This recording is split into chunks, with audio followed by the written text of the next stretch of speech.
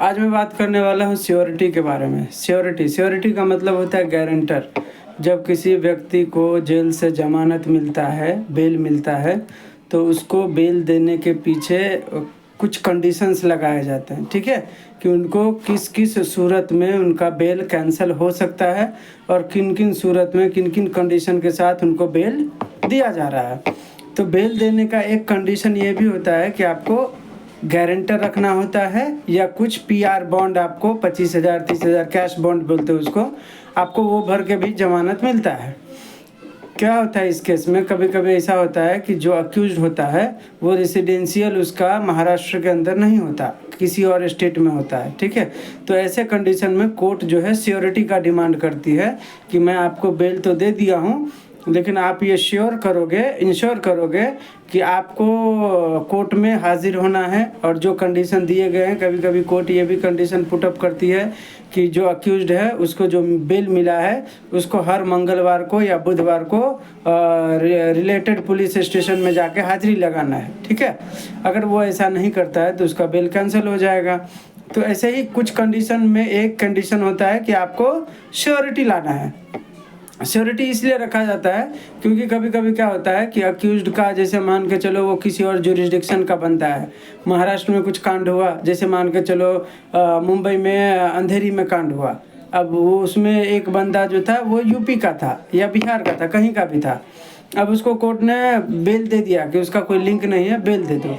तो बेल दे दिया तो वो बेल पे आएगा या नहीं आएगा, क्या पता बेल मिलते ही वो गांव भाग जाएगा, तो उसको कैसे ढूंढ के लाया जाएगा, कौन उसका गारंटी लेगा, कैसे कोर्ट उसको फिर अप्रोच करेगा बाद में। तो ये सुनिश्चित करने के लिए कि ये बंदा गांव ना भागे, उसके बिहाफ में किसी बंदे को गारंटर बनाया जाता है कि अगर ये नहीं मिला तो तुमको मैं पकड़ूंगा, ठीक है, ऐसा।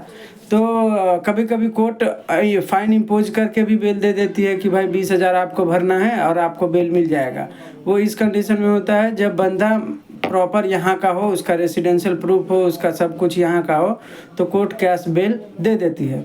अगर बंदा यहाँ का नहीं होता है, बाहर स्टेट का होता है, तो कोर्ट कोशिश करती है कि उसको श्योरिटी के ऊपर छोड़ा जाए। क्या पता ये बंदा कल को बेल मिला और भाग गया तो ये सब सुनिश्चित करने के लिए बंदा भागे ना, इसके लिए श्योरिटी का प्रावधान करती है कोर्ट, ठीक है।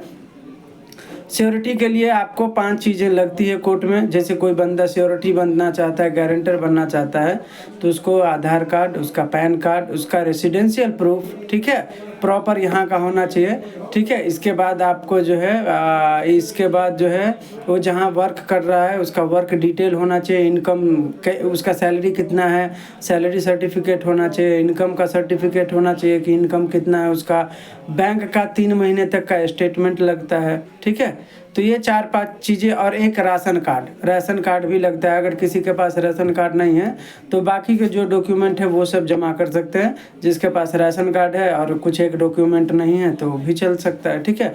तो कुल मिला के श्योरिटी बनने के लिए 7-8 जो है डॉक्यूमेंट लगते हैं: ration card, PAN card, Aadhaar card, residential proof, salary certificate. इसके बाद अगर कोई मोटर ड्राइविंग करता है तो उसका ड्राइविंग लाइसेंस लगता है, ठीक है। इसके बाद 3 महीने का बैंक स्टेटमेंट कि उसके खाते में पैसा आता जाता कितना है, ठीक है, वगैरह वगैरह। तो ये 7-8 डॉक्यूमेंट में से कोई एक नहीं है तो भी चलता है, बाकी कोर्ट एक्सेप्ट कर लेता है। तो यही है ऑल अबाउट श्योरिटी का मतलब आपका जो है गारंटर के तौर पर आप कोर्ट में प्रेजेंट होते हो कि ये बंदा के बिहाफ में अगर वो कुछ नहीं आता कोर्ट में तो उसके बदले आप मुझे पकड़ना, ठीक है। कभी कभी कोर्ट दोनों इम्पोज कर देती है कि अगर आप कैश बेल नहीं दे सकते तो आप श्योरिटी रख सकते हो, तो श्योरिटी आपको 2 रखना पड़ेगा, ऐसा भी होता है कभी कभी, ठीक है। तो यही होता है श्योरिटी का प्रोविज़न पूरा। उम्मीद है आप लोगों को वीडियो अच्छा लगा हो तो लाइक कर दीजिए, सब्सक्राइब कर दीजिए और अपने दोस्तों से शेयर कर दीजिए। Thank you.